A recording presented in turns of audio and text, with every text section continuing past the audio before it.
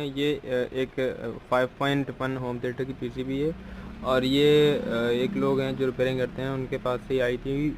बोल रहे थे बन नहीं रही है, तो हमने इसमें काम किया है और ये स्टैंड बाई से रिलीज नहीं हो रही, तो हमने इसकी ये जो है आप एक आईसी देख रही है और एक यहाँ पे जो आईसी लगी होती है ये, इन दोनों को रिप्लेस किया है और 3 आईसी मैंने डाली हैं 20-30 है, एक ये और एक ये और एक ये, और अभी ये सेट चालू हो चुका है। और ट्रांसफार्मर आप इसका देख सकते हैं, काफ़ी हैवी है।